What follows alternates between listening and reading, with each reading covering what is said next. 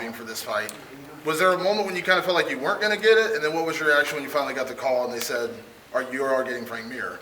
I was excited, man. It was a great opportunity for me. Yeah, it was probably a moment or two in there. It was, there was no feedback really initially, and all of a sudden, boom, I had it. So there was no like back and forth, like, oh, you might have it. I had no real inkling.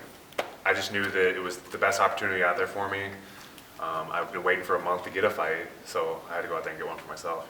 When Frank says things like, he wanted Lesnar, and I understand, everyone understands why he wanted Lesnar, but then he says things like, you're not selling tickets, you're not bringing in the viewers. Do you take personal offense to that, or is this kind of your chance to bring in the viewers? No, I mean, this is my chance, and it's a way of trying to sell the fight. Like, everybody knows I'm an exciting fighter. Everybody wants to see me fight. You don't spend 2 years away from the sport, people still talk about you if you're not an exciting fighter.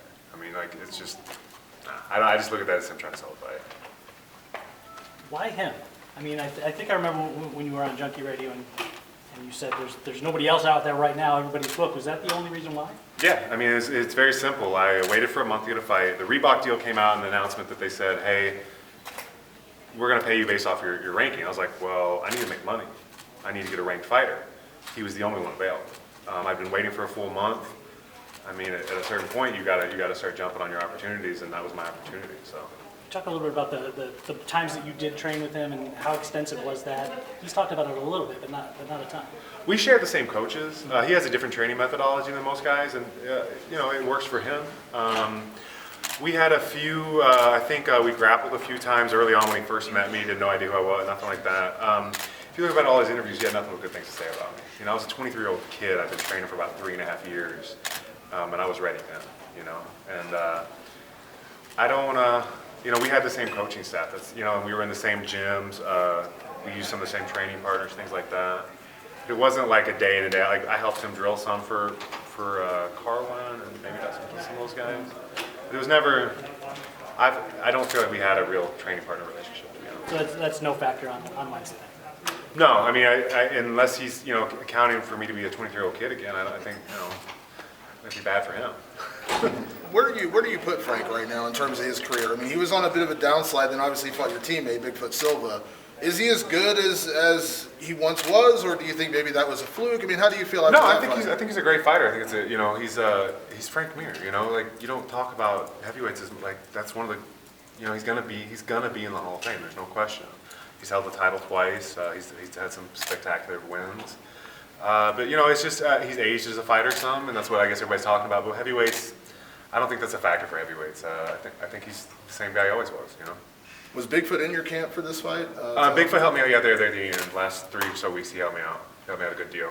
Without giving anything away, did he have some good advice? I mean, obviously he trained for him for a full camp. Plus he fought him. So. Yeah, he had some great advice. It was good to have him come back in and help me out, give me some good pointers, give me some good perspectives.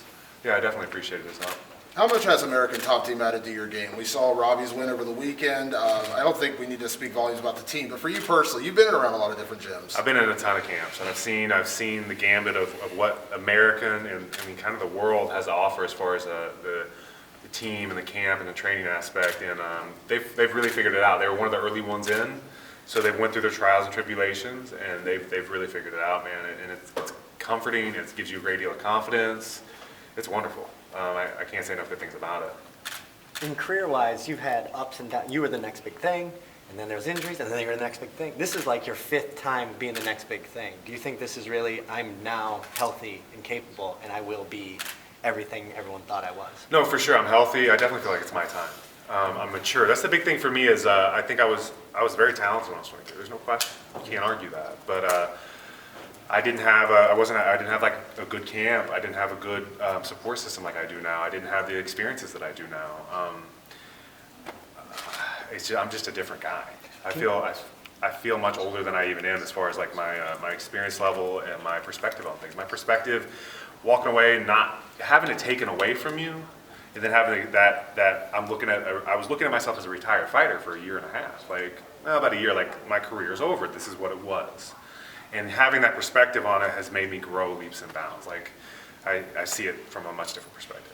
And can you tell me personally how experience and maturity plays? Is it before you were, I'm going to knock you out in 10 seconds. Now I'm going to sit a little bit. I'm going to wait. I never, it's more the reputation you build that people start to talk about you like that. I never have felt that way. I've never went out there like, got to get him in the first. No, this is a fight. Like this is martial arts. This is not a sprint. It's a game. You know, there's a back and forth. There's a give and take, and there's a lot of little nuances going on at all times. As a heavyweight, I've developed that reputation, but most heavyweights do. I'm a finisher by nature, I guess. You know, but I mean, I trained for five round fights. You know, so it's not. I don't look at it that way. In the beginning, you were wanting to face Mir, you know, paycheck, rankings, all those things. He was the guy that was available. Now, you know, we go into this fight. Obviously, he is a little higher ranked because he beat Bigfoot. Where does a win over Frank Mir put you? I mean, besides just being in the top 15, I mean, where else does it put? Does it put you in line for those big fights? Maybe a rematch with Overeem? I mean, what does it do? I think it solidifies me in the top 10. I think a lot of people, I've been that dark horse for many years. Everybody, you know, there was a time that I trained with 8 of the top 10 guys and spent more than 6 or 7 rounds of hard sparring. Like, everybody kind of knew I was right there. It was a matter of me getting my opportunities and me going out and proving that I can also do it in front of a crowd and things like that. For me, it puts me in the top 10 and it gives me an opportunity to get those marquee fights that I've been looking for my entire career. Having fought and been injured and came back, what did you learn in terms of training? How can you got the guys at AKA, they get injured all the time. What have you learned in training, like, I can do this and not get hurt on the way to this? You know, even right before I got to AKA, I'd kind of developed that, you know, a much more intelligent approach. I didn't spar as many times as those guys did. I didn't. They'd do 3 times a week. I was doing 2, and I would come in and do technical stuff on my own or work with guys that weren't in sparring at the moment. But it's huge. It's huge. Like, I used to be pedal to the metal as a young kid. I had that American, like, workhorse mentality of, like, the harder you work, the better you get, which is some truth to that, but there's another way to work without destroying your body. I mean, I used to beat myself up. Like, you look at the Mike Russo fight, I walked in there with a torn MCL and meniscus. I had shingles in my eye the week before because I was so overtrained. You know, I can't remember fights before when I was under 25 years of age that I didn't walk in there with some sort of just like, ugh, I'm beat up, I'm this, I'm that, oh, I got sick the last 2 weeks of camp. But this go, man, I feel great. Dean Thomas's came in and really helped kind of control and keep me kind of use my, you know, take care of my throttle for me and not let me overextend myself and make sure I'm still getting the work that I need. And it's been great. It's been a great camp.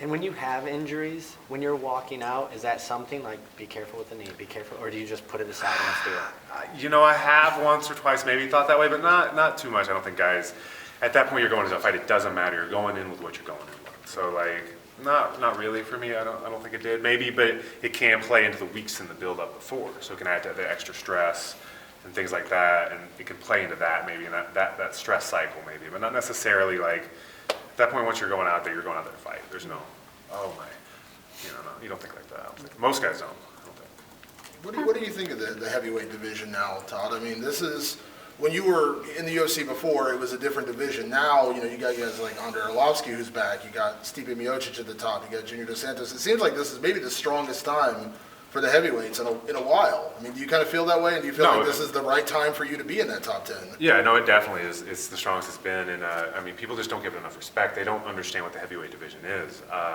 There's some incredible guys in there, and it's exciting. But yeah, I definitely think it's my time. Like I said, like, this is my time to come out and show the work that I've been doing for the last 8 or 9 years. Man, I'm there. And everybody knew it. I was there when I was 22, 23, and it wasn't, yeah, I hadn't put it out there in the gym. Or I had put it out there in the gym, but I hadn't put it out there in the cage because I hadn't had the opportunities. Simply, it comes down to opportunities in the sport. Like, it doesn't matter how good you are if you don't get the right opportunities. You know, we could have missed out on Conor McGregor, guys. You know, like, and look what he's doing for the sport now, because he's made sure he got his opportunities and he's capitalized on them. Speaking of missing out on Conor McGregor, you guys that are on this card had to be here earlier, and you missed a lot of International Fight Week, I would assume. Is that a blessing, or would you have liked to have been there, being able to, you know, participate in a lot of stuff, see the fans, that kind of stuff? I think it would have been great to see the fights, no question. I mean, I got to watch the fights obviously here. You know, I got to watch them, but I did get to see them live. I think the energy would have been real fun, but I mean, I'm focused on my fight. I don't have time for that. You know, like, I'm not worried about that. Speaking of your fight, what holes do you see in Frank Mir's game? He's well-rounded, but there's definitely holes. I don't want to come out with a game plan or anything like that and give away anything. But yeah, there's plenty. There's plenty to exploit. Okay. capitalize on. Yeah. How have you been preparing for this bout differently maybe than others in the past? No, I mean, like I said, the big thing for me is the maturity and like how I make sure I'm not overtraining. I make sure I'm healthy. I'm training smarter, not harder. You know, that's all. I've always trained as hard as you can train. Like, there's no question about that. I've been to every camp. I've seen what other heavyweights are doing. It's no secret. I've been training like a lightweight since I started the sport. Do you find it better or worse to fight someone like Frank because he's got all the footage in the world where he's still doing this same thing, he's still dropping his left hand, versus fighting someone with no experience who I don't know what's going to happen? Which one do you like more? I don't know. I don't put too much thought into that. Like, I think Frank's still developing as a fighter. He's smart. He works on his game. I don't think I can count on him being the exact same Frank that fought Bigfoot, or the one that fought Dos Santos or Cormier or any of those guys. Like, he's a different guy every time he comes out. We all are. If you don't evolve with the sport, So I don't worry too much about that. You can see nuances. You can see habits. You can see body language. You can learn things from there for sure. It's probably an advantage, I would think, but I don't put too much like, oh, this is a big deal for me. It's just, I take it for what it is, kind of like, oh, there it is, okay. I'm still going to do what I need to do to win. You finally made your return in December. What does it mean to not only be in the UFC, but now be headlining a card like this? It's huge, man. Like, I spent a year and a half where I had unfulfilled, I had sold my soul to the game. I had moved around the country. I had given up relationships, friendships. I'd done everything I could do to put myself in the best situation to be the best fighter I could be. I don't regret that now. But damn, there was a time I did. Like, I can't lie to you, it was tough. I had to accept that I did all this work. I don't have a college, I walked away from a free college education. I had a scholarship I walked away from. I walked away from friends, family, relationships. Like, I gave up so much to have it washed away. I was just like, it was tough. It was a tough time period, but it also gave me such an experience and such a growing period that like I'm kind of thankful for it sometimes. It's hard to say. Yeah, right. Cool, thank you. Besides preparing for the bout, is there anything you want to do in San Diego? San Diego's my favorite city. My brother's lived out here for a while. He just moved, but I got some friends out here still. I love San Diego. I've been here about 4 or 5 times, but right now, no, I'm just focused on the fight. Like, it's been great being here in Mission Bay. Beautiful place, beautiful sunsets. It's cool seeing everybody on their paddle boards and the kayaks and out there fishing. I saw a guy catch a shark while I was taking my pictures in the room the other day, a little baby shark. But no, I mean, I'm just enjoying the experience,